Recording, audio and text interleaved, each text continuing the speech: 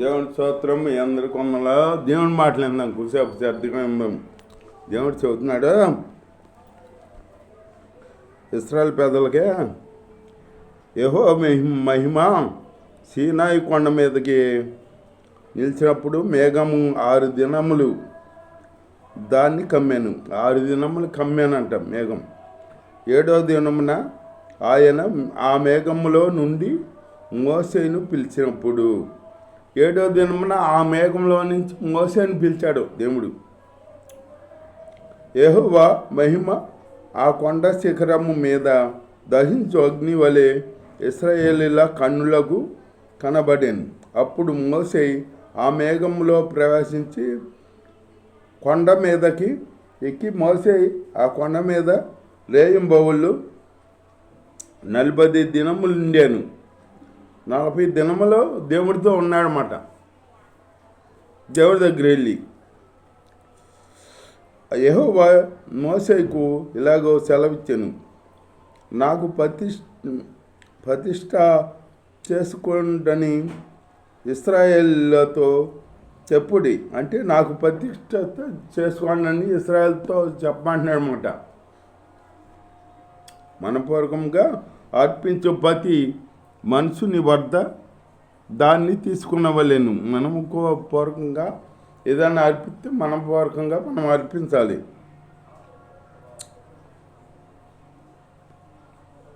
అర్పణలేవనగా బంగారు, వెండి, ఇత్తడి, నీల, దుమ్మ వర్ణములు, సన్న నార, మేక వెంట్రుకలు, ఎర్ర రంగు వేసిన పొట్టేలు, మస్తవుల తోళ్ళు, తుమ్మకర్రలు, ప్రదీపమునకు తైలము, అభిషేకము తైలము, పరిమళ ద్రవముల ధూపమునకు, సుగంధ భారములు, లేత బత్తలు, ఏపోదు, పాదకములు, చెక్కు, రత్నములు అన్నవే నేను వారిలో నివసించినట్లు వారు నాకు పరిశుద్ధ స్థలమును నియమింపలేను. వాళ్ళతో నేను ఉన్నట్లు, నాతో వాళ్ళు ఉన్నట్లు ఓ పరిశుద్ధ స్థలము నాకు నిర్మించమంటున్నాడు దేవుడు. నిర్మించమన్నాడు. నేను వారిలో నివసించినట్లు వారు నాకు పరిశుద్ధ స్థలమును నిర్మించవలేను. నేను నీకు కను పరుసు విధంగా మందిరము యొక్క ఆ రూపములను దాని ఉపకరణములన్నింటినీ రూపములు నిర్మింపలేను. వారు తుమ్మకర్రతో ఒక మందసము చేయవలేను. దాని పొడుగు 2 మూరన్నర, దాని ఎడల్పు 3.5, దాని ఎత్తు 3.5, దాని మీద మేలిమి బంగారు రేకు పొదగబోలేను. లోపల అంటే తుమ్మకారతో మందసం చేయమంటున్నాడు అన్నమాట. తుమ్మకారతో మందసం చేయండి అని అంటున్నాడు. దాని మీద మళ్ళీ మేలిమ బంగారు రేకు పొదగని అంటున్నాడు. అంటే ఆ తుమ్మకారు ఎవరో కాదు, మనమే. ఆ తుమ్మకారు మనమే. వాళ్ళు మేలిమ బంగారు అయిన ఎవరంటే యేసయ్యని మనం ధరించుకోవాలి. మేలిమ బంగారు అంటే యేసయ్యని మనం ధరించుకోవాలి. ధరించుకుని జీవిస్తే మనకి ఎక్కువ ఉండదు. దానికి 4 బంగారు ఉంగరములను పోదపోసి ఒక పక్కను 2 ఉంగరములు, ఎదుటి పక్కను 2 ఉంగరములు ఉండినట్లు దాని 4 కాళ్ళకు వాటిని వేయవలేను. తుమ్మకర్రతో మెత్త కర్రలను చేసి వాటికి బంగారు రేకు పొదిగించి వాటితో బంగారు రేకు ఆటితో మందసమును బయటకు ఆ పక్కల మీద 2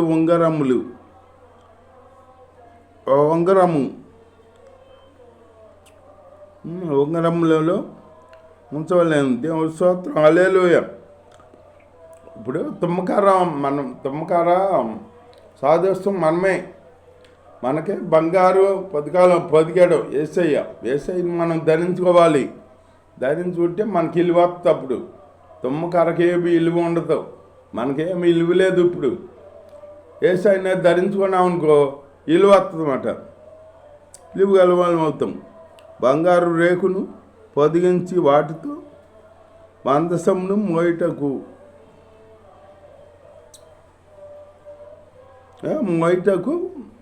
యాజకులు కావాలి. అప్పుడు మందసం మోయటకి మా యాజకులు మందసం మోయటకి మనం పనికిరాము.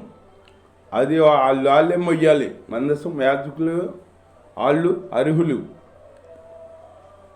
అట్లాగే దేవుడు అన్నీ చెప్తున్నాడు. ఇవన్నీ ఇశ్రాయేలు పెద్దలకు చెప్తున్నాడు అన్నమాట. ఇశ్రాయేలు పెద్దలు మనం ఎందుకు పనికిరాని వాళ్ళం, మనం పనికిరాని వాళ్ళని పనికొచ్చే పాత్రగా చేసి బంగారు పొదిగాడు అన్నమాట. బంగారం పొదగమంటున్నాడు కదా, ఆ బంగారం వేసేయమాట. మనం తుమ్మకారులం, మనకు ఇల్లు లేదు.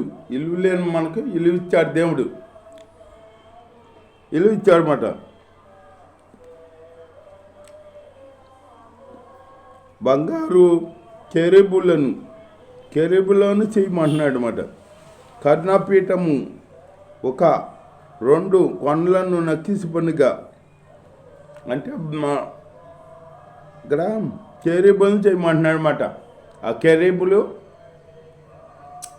మందసం మీద అటు ఒకటి ఇటు ఒకటి ఉంటుంది, ఉంటాయి మాట.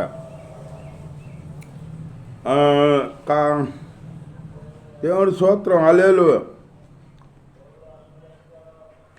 కర్ణపీఠము తమ రెక్కలతో కప్పుచుండగా, ఆ రెక్కలతో కర్ణపీఠం కప్పుతీ అయ్యి, కర్ణపీఠాన్ని కప్పుతీ ఆ రెక్కలతో కప్పుతీ మాట. ముఖములు ఒక్కొక్కటి ఎదురుగా, ఒకదానికొకటి ఎదురుగా ఉండాలి. అది కెరూబుల ముఖం కర్ణపీఠము తట్టు చూడవలెను. అటు ముఖంలో కెరూబుల ముఖంలో కర్ణపీఠం వైపుకు ఉండాలన్నమాట. ఈ మందసాన్ని కాడ రెక్కలతో కప్పుతీ ఇవి అట.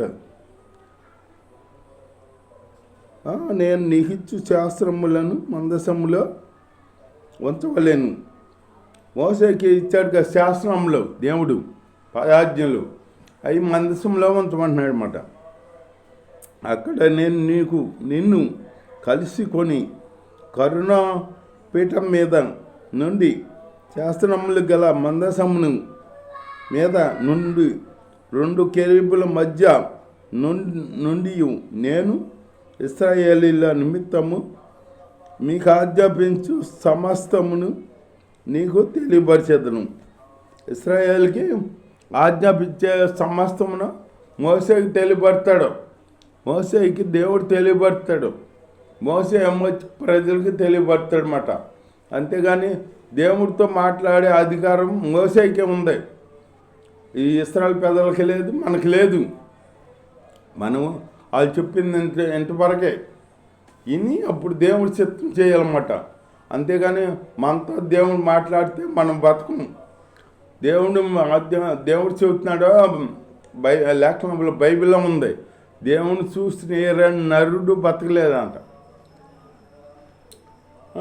దేవుని చూస్తే అంతే ఇక బతకడు.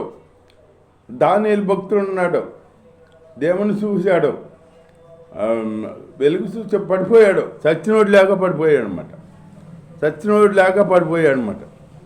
అట్లాగే దేవుని చూసి మనం బతకలేము. ఎక్కడ తగ్గెందుకు? సౌలు ఇశ్రాయేలు పెద్దలను హింసిస్తాడు కదా, హింసించి వీళ్ళందరూ ప్రార్థన చేస్తుంటే ఆ టైం వరకు చూసి దమస్కు పట్టణం సమీపించినప్పుడు ఆ సౌలుని గుర్రం నుంచి పడేశాడు.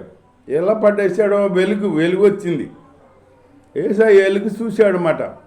ఆ వెలుగు చూసి గుర్రం నుంచి పడిపోయాడు.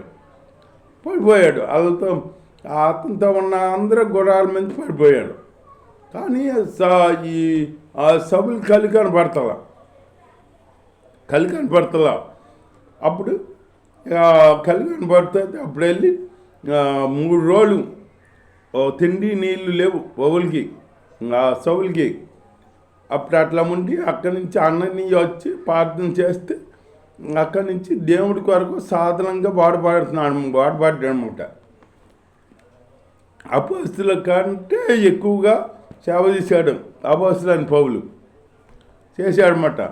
అట్లాగే దేవుడు ఎలుగు చూసి మనం తట్టుకోలేము, మనం బ్రతకలేము. అందుకే మోసేతో మాట్లాడతాడు దేవుడు. మోసే ప్రజలతో మాట్లాడతాడనమాట. దేవుడి స్తోత్రం, హల్లెలూయా. అట్లాగే మోసే మరియు నీవు తుమ్మకర్రతో నొక బల్ల చేయవలెను. తుమ్మకర్రతో బల్ల చేయమంటున్నాడు అన్నమాట.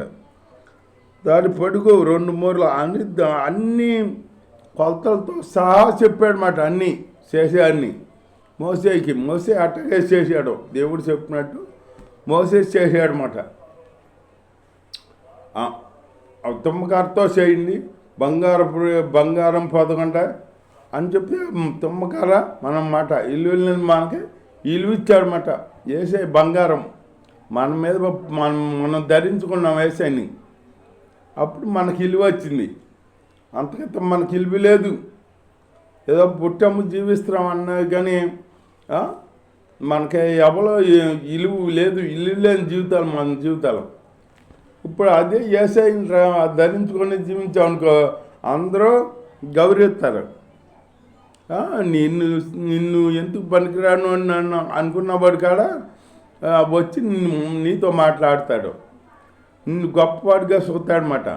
ఎందుకు నిన్ను బట్టి కాదు, నీలో ఉన్న దేవుని బట్టి, ఏసైని బట్టి. దేవుడు మనకి అంత తెలివిచ్చాడనమాట. అంత తెలివిచ్చిన దేవుడిని మనం గనపరచుకోవాలి. ఆయన కనపరచుకుంటా మనం జీవించుకుంటూ అనాలోచనగా జీవిస్తామట. దేవుడి స్తోత్రం. అలా ఉండకూడదు. దేవుని జీవించాలి. దేవుడు మనకి ఇలువిచ్చాడు, ఇలువలేని మనకి ఇలువిచ్చాడు. మరియు నీవు మేలిమ బంగారుతో దీపవృక్షమును చేయవలేను. దీపవృక్షమును చేయవలేను అంటున్నాడు. ఇవన్నీ మోసేకి కొలతలతో సహా చెప్పాడనమాట. మోసే అట్లా చేశాడు. దేవుడు చెప్పినట్టు చేశాడు. దేవుడు చెప్పినట్టు మనం చేస్తున్నామా? ఇప్పుడు మోసేకి మనకి అదే తేడా.